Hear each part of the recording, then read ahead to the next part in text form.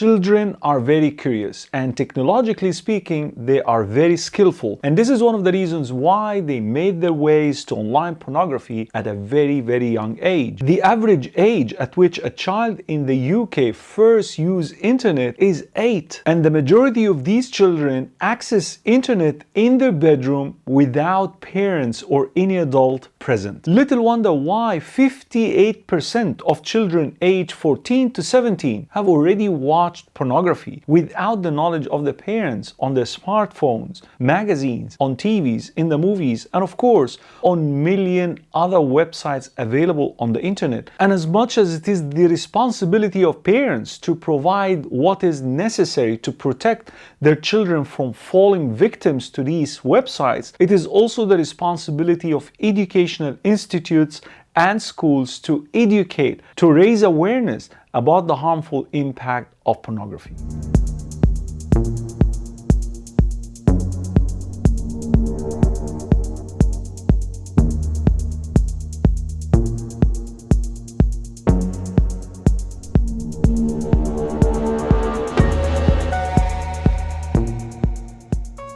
Welcome back everyone, you're watching Porndemic, simplifying academic research about the harmful impact of pornography. One of the things that I'm very passionate about is to provide this part of education in order to protect our children from falling victims to the dangerous impact of pornography, because young generations are the future of all nations. There is no question about that. The study at hand took place in the UK and it is titled Online Pornography. Should schools be teaching young people about the risks and exploration of the views of young people and teaching professionals? The study had targeted students in various schools as well as staff members and teachers in those same schools. And the aim of the research was to answer the following 3 questions. Number 1, do young people really access pornography? Do they? Number 2, how do they perceive it to affect them? And number 3, do they think that schools should be teaching about the potential harms of pornography? Now listen to this. 39 secondary schools in London were contacted to participate and take part in this anonymous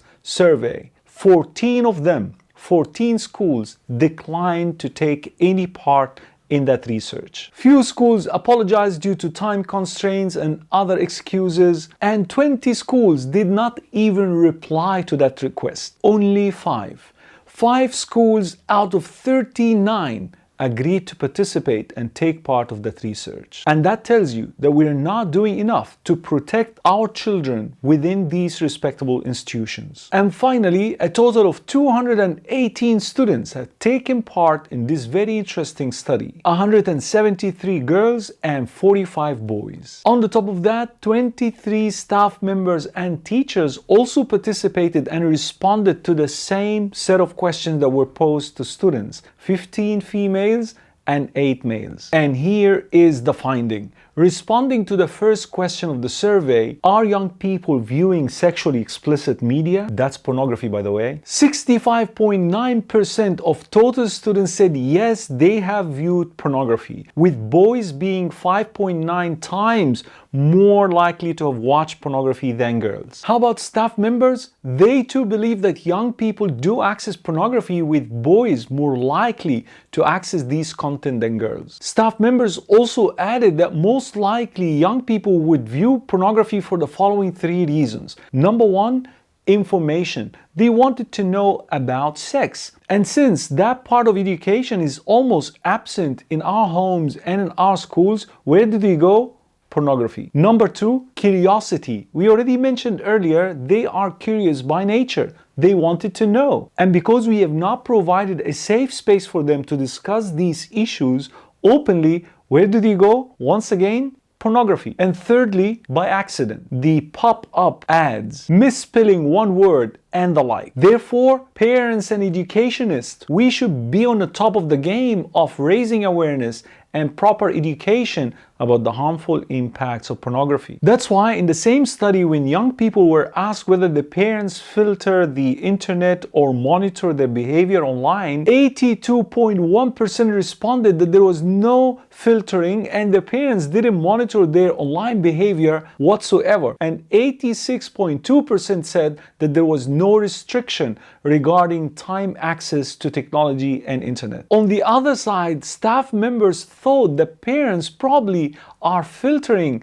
their children's devices and putting some restrictions and policies in place. They were mistaken. That's why we can never emphasize enough the importance of bringing that part of education into our schools. Responding to the second question, how do young people feel about viewing online sexually explicit media? And from here we may sense the danger. 42% of young girls, 42.8% of them said that viewing online pornography did not bother them at all. And 37.3% of boys said that they were excited. But when they were asked, is viewing online pornography perceived to be negative, 76% of them agree or strongly agree to that fact, that pornography is something negative. So they know that pornography is harmful, but they're not properly guided. And finally, the third question of the survey was, what should the role of schools be in educating about online sexually explicit media? The majority of young people, 62.3%, agreed that schools should be teaching about the harmful and negative impacts of pornography. And all staff members, with no exception, were in favor of schools addressing the issue of the potential harms of pornography.